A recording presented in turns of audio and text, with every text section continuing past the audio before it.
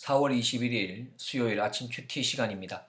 오늘 함께 나눌 하나님의 말씀은 출애굽기 9장 13절에서 35절까지 말씀입니다. 여호와께서 모세에게 이르시되 아침에 일찍 일어나 바로 앞에 서서 그에게 이르기를 히브리 사람의 하나님 여호와의 말씀에 내 백성을 보내라. 그들이 나를 섬길 것이니라. 내가 이번에는 모든 재앙을 내 마음과 내 신하와 내 백성에게 내려 너로 온 천하에 나와 같은 자가 없음을 알게 하리라. 내가 손을 펴서 온욕으로 너와 내 백성을 쳤더면 네가 세상에서 끊어졌을 것이나 내가 너를 세웠음은 나의 능력을 내게 보이고 내 이름이 온 천하에 전파되게 하려 하였음이니라. 내가 여전히 내 백성 앞에 자고하고 그들을 보내지 아니하느냐. 내일 이맘때면 내가 중한 우박을 내리니 애굽 개국 이래로 그 같은 것이 있지 않던 것이리라. 이제 보내어 내 생축과 내 들에 있는 것을 다 모으라. 사람이나 짐승이나 무릇 들에 있어서 집에 돌아오지 않은 자에게는 우박이 그 위에 내리리니 그것들이 죽으리라 하셨다 하라 하시니라. 바로의 신하 중에 여호와의 말씀을 두려워하는 자들은 그 종들과 생축을 집으로 피하여 들였으나 여호와의 말씀을 마음에 두지 아니하는 자는 그 종들과 생축을 들에 그대로 두었더라. 여호와께서 모세에게 이르시되 너는 하늘을 향하여 손을 들어 애굽 전국의 우박이 애굽 땅의 사람과 짐승과 밭의 모든 채소에 내리게 하라. 모세가 하늘을 향하여 지팡이를 들매 여호와께서 뇌성과 우박을 보내시고 불을 내려 땅에 달리게 하시니라. 여호와께서 우박을 애굽 땅에 내리심에 우박의 내림과 불덩이가 우박에 섞여 내림이 심히 맹렬하니 애굽 전국에 그 개국 이래로 그 같은 것이 없던 것이라. 우박이 애굽 온 땅에서 사람과 짐승을 물어나고 무릎 밭에 있는 것을 쳤으며 우박이 또 밭의 모든 채소를 치고 들의 모든 나무를 꺾었으되 이스라엘 자손에 거한 고센 땅에는 우박이 없었더라. 바로가 사람을 보내어 모세와 아론을 불러 그들에게 이르되 이번은 내가 범죄하였노라. 여호와는 의로우시고 나와 나의 백성은 악하도다. 여호와께 구하여 이 뇌성과 우박을 그만 그치게 하라. 내가 너희를 보내리니 너희가 다시는 머물지 아니하리라. 모세가 그에게 이르되 내가 성에서 나가자 곧 내 손을 여호와를 향하여 펴리니 그리하면 뇌성이 그치고 우박이 다시 있지 않을지라. 세상이 여호와께 속한 줄을 왕이 알리이다. 그러나 왕과 왕의 신하들이 여호와 하나님을 아직도 두려워 아니할 줄을 내가 아나이다. 때에 보리는 이삭이 나왔고 삼은 꽃이 피었으므로 삼과 보리가 상하였으나 그러나 밀과 나백은 자라지 아니한 고로 상하지 아니하였더라. 모세가 바로를 떠나 성에서 나가서 여호와를 향하여 손을 펴매 뇌성과 우박이 그치고 비가 땅에 내리지 아니하니라.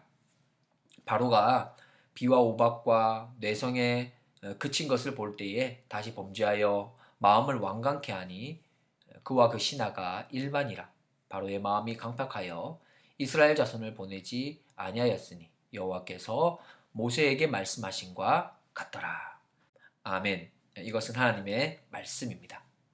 오늘 본문은 7번째 재앙인 우박 재앙에 관한 이야기입니다. 하나님께서는 한 번의 재앙으로 바로의 마음을 돌이킬 수 있지는 않았을까 생각해 봅니다. 처음 재앙을 우리가 알고 있는 10번째 재앙인 장자 재앙을 내리셨다면 빨리 이 문제가 해결되지 않았을까라는 생각을 해봅니다. 아니면 죽음으로 심판하실 수도 있었을 것입니다. 그런데 왜 하나님께서는 이렇게 여러 번이나 재앙을 준비하시고 반복되는 과정을 이어가시는 것일까요? 이러한 궁금증에 대한 답을 오늘 본문에서는 찾을 수 있습니다. 15절 16절입니다. 내가 손을 펴서 온역으로 너와 내 백성을 쳤더면 네가 세상에서 끊어졌을 것이나 내가 너를 세웠음은 나의 능력을 내게 보이고 내 이름이 온 천하에 전파되게 하려 하였음이니라. 하나님께서는 바로를 일부러 살려두셨다는 말씀을 하십니다. 하나님께서 바로를 살려두신 이유는 하나님의 능력을 보이시고 하나님의 이름을 온 천하에 전파되게 하시기 위함입니다. 잠언 16장 4절입니다. 여호와께서 온갖 것을 그 쉬움에 적당하게 지으셨나니 악인도 악한 날에 적당하게 하셨느니라. 하나님께서는 반드시 하나님께서 하시고자 하시는 일을 이루시고 성취하십니다. 그런데 하나님의 일을 이루어 가실 때 악하게 사용되는 사람이 있고 선하게 사용되는 사람이 있는 것입니다. 하나님께서 악하게 사용하시기 위해서 일부러 악하게 만드신다는 것이 아닙니다. 인간의 선택으로 스스로가 악의 길을 갑니다. 단지 하나님께서는 그 악을 통해서라도 하나님의 그 뜻하심을 이루어 가신다는 말씀입니다. 나는 하나님의 역사와 일하심 가운데서 어떻게 쓰임 받고 있습니까? 누군가는 이렇게 말할 수도 있을 겁니다. 나는 악하게도 선하게도 사용되고 싶지 않습니다. 그러나 성경에서는 중간 지역을 말씀하신 적이 없습니다. 하나님께 선하게 쓰임 받든지 아니면 악하게 쓰임 받든지 두 가지 중에 한 가지입니다. 인간은 하나님의 지배와 통치와 다스림 안에서 살아가든지 아니면 악한 마귀의 지배와 통치와 다스림 안에서 살아가든지 둘 중에 하나이기 때문입니다. 안타까운 일이지만 바로는 하나님의 놀라운 기적을 직접 체험하고 있지만 여전히 그는 하나님께 저항하는 자리에 서서 악한 모습으로 하나님께 사용되어질 뿐입니다. 오늘 본문을 통해서 우리는 알 수 있습니다.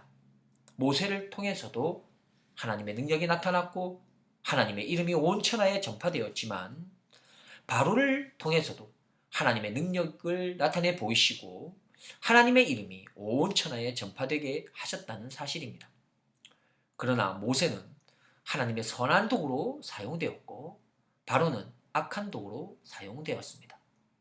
하나님의 역사 가운데서 우리 모두 하나님의 선한 도구로 풍성하게 쓰임받을 수 있기를 소망하며 힘써 기도하고 순종의 걸음을 걸어가 봅시다. 7번째 재앙인 우박재앙은 앞서 있었던 재앙과 비교할 수 없이 강하고 또 치명적인 재앙이 될 거라고 말씀합니다. 14절입니다. 내가 이번에는 모든 재앙을 내 마음과 내 신하와 내 백성에게 내려 너로 온 천하에 나와 같은 자가 없음을 알게 하리라. 24절, 25절입니다. 우박의 내림과 불덩이가 우박에 섞여 내림이 심히 맹렬하니 애굽 전국의 그 개국 이래로 그 같은 것이 없었던 것이라.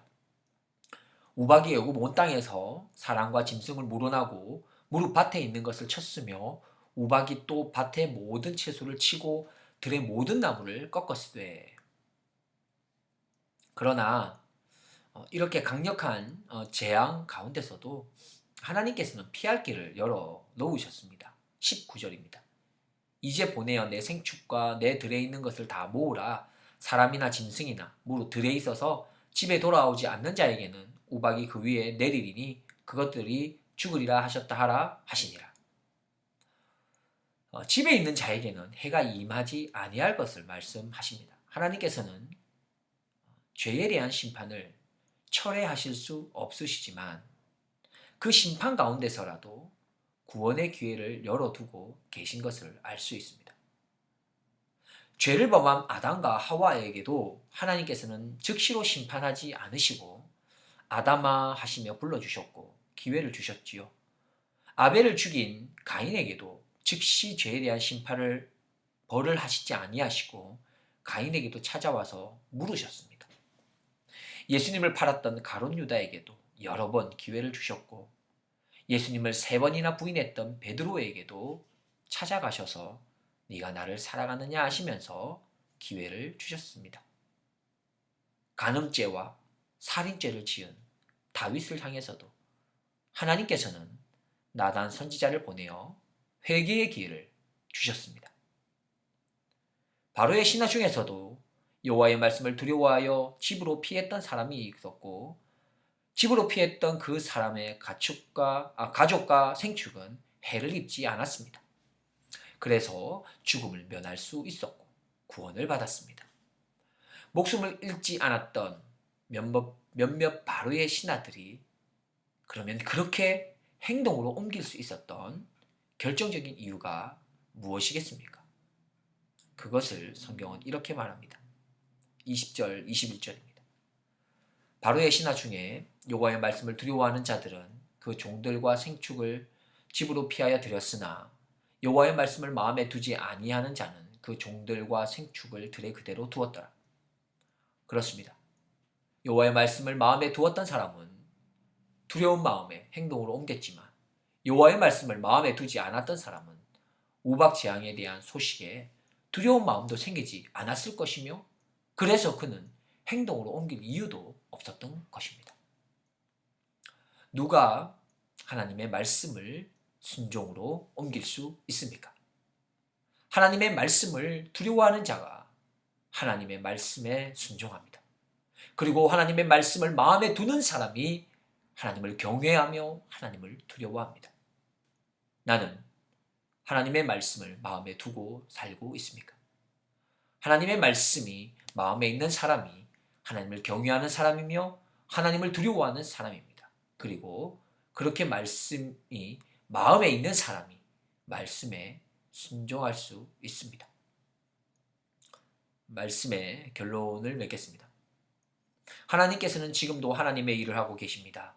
그런데 선하게 사용되는 사람이 있고 악하게 사용되는 사람이 있습니다. 우리가 하나님 앞에서 선하게 사용되어지기를 축복합니다. 생각도 선하게 사용되고 말도 선하게 사용되고 행동도 선하게 사용되며 무엇보다 내 삶 전체가 하나님께 선하게 사용될 수 있기를 소망합니다. 그리고 하나님의 말씀을 마음에 두는 자가 하나님의 말씀에 순종할 수 있다고 했습니다. 나는 지금 말씀에 얼마나 순종하고 있습니까? 만약 순종하지 못하는 부분이 많다면 내 마음에 하나님의 말씀을 더 풍성하게 두지 못했기 때문임을 깨닫고 먼저 하나님의 말씀을 가까이 하기 위해 힘씁시다. 올해는 비긴 어게인 말씀과 함께로 나아가고 있습니다. 말씀으로 승리하여 내 신앙에 순종의 열매를 가득 맺어가는 복된 한 해가 되시기를 주님의 이름으로 축복드립니다. 기도하겠습니다. 하나님 아버지, 오늘도 하나님의 말씀으로 첫 시작의 발걸음을 내딛게 하시니 감사합니다. 나의 평생에 하나님의 말씀이 떠나지 않게 하시되 말씀이 순종으로 열매 맺게 하시고 순종으로 맺은 열매가 내 삶에 수많은 영혼구원의 역사들로 이어지게 하옵소서.